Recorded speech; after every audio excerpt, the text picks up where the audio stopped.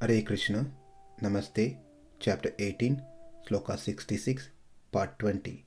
Sarva-dharmān parityajya, mām ekaṁ śaraṇaṁ vraja, ahaṁ sarva-pāpebhyo, mokṣayiṣyāmi ma śucaḥ.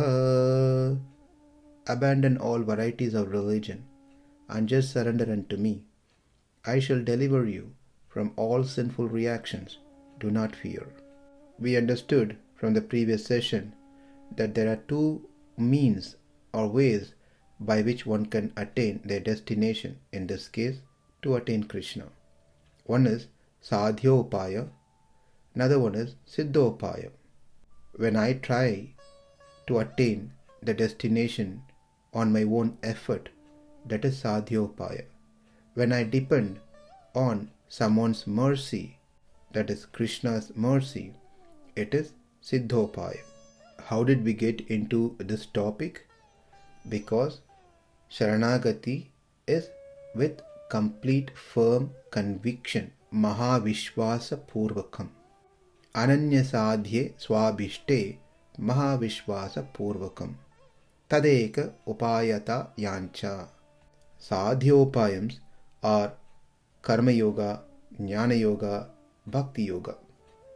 I will perform bhakti on my own effort and attain the Lord.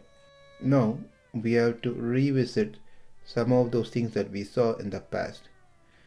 By now we must know that in the path of bhakti yoga, it is not necessary, there is no guarantee that one may attain the Supreme Lord in this very same lifetime. It may take several lifetimes. Why? Because we still have leftover prayachita karmas. By now, we must also know that prayachita karma may span several lifetimes to get completed. As we continue practicing bhakti yoga parallelly, the karmas gets vanished. When all the prayachita karmas are finished, then one gets moksha. From this we can understand that we have taken the responsibility to finish our prayachita karma. We are willing to take many more lifetimes to drain our prayachita karma. So how many more lifetimes we must continue bhakti yoga before we can attain the Supreme Lord is fully based on our strength. How much more we can perform bhakti. That's the first factor. The second deciding factor is how much karma that's left out in our account. This is a prayachita karma. So I have to be strengthening my bhakti. At the same time, it also depends on my leftover prayachita karma. When these things are satisfied, then one attains the spiritual world. But in the past sessions, we clearly learned that by keep doing karma yoga or jnana yoga, that leads one into bhakti yoga. Here, karma jnana yogas are the anga and the bhakti yoga is the angi.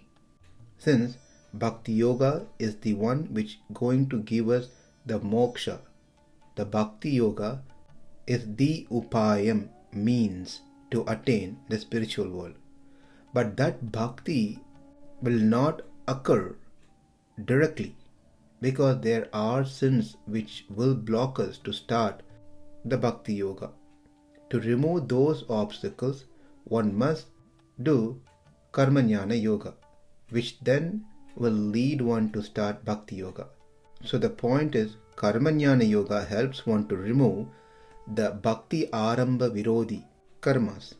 There are obstacles, there are certain sins which becomes a block for one to start bhakti yoga. How to remove them? That happens by practice of karma jnana yoga.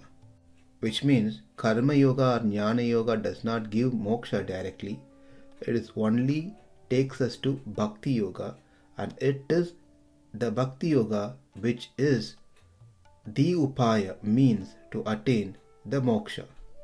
So it is very clear that Bhakti Yoga will certainly give us spiritual world. There's no doubt in that.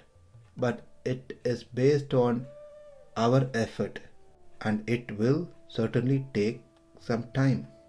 When we keep saying Bhakti Yoga will give moksha, it is the Lord who is pleased with our Bhakti gives us moksha. Because Bhakti by itself cannot decide on giving moksha. It must be a conscious person who can give us moksha. Conscious person is the Supreme Lord who is pleased with our Bhakti. Say for example, I am sweeping the temple floor. That is Bhakti. I am performing a deity worship. That is Bhakti. I am a Chitta, a conscious entity who is performing deity worship or sweeping the floor of the temple. That is an act of Bhakti. That act pleases the Supreme Lord who is supremely conscious entity. But the sweeping of the floor is an act, a process. That act itself does not have any consciousness.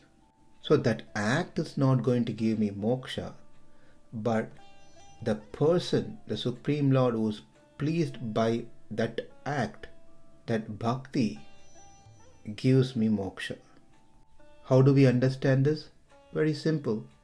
In the history, in the Puranas and Itihasas, we see that there are many persons have done great tapasyas, austerity, penance towards various gods. For example, Hiranyakashipu pleasing Brahma, likewise Ravana performing austerity. It is not those austerity, tapasya, got them what they wanted. It is the tapasya towards a particular person, object, and that person who is pleased with the tapasya gives the benediction to that person. So the act that has been performed by us is to activate the karuna, the compassion of the worshipped, the Lord. So the bhakti that we perform activates the mercy from the Lord, and the Lord who is pleased with our bhakti give us the end result, that is shelter at his lotus feet.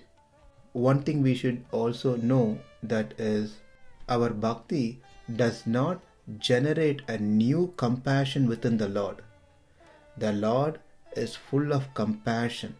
That is one of his qualities. But our bhakti triggers the Lord's compassion towards us. It attracts and invites the Lord's compassion to fall upon us. That is the purpose of the bhakti. So, I am doing bhakti to please the Lord. By that, the Lord blesses me and takes me to the spiritual world. To get to the destination, I must have blessings of the Lord. To get the blessings of the Lord, I need to do bhakti. Unless I perform bhakti, I am not invoking Lord's blessings upon me.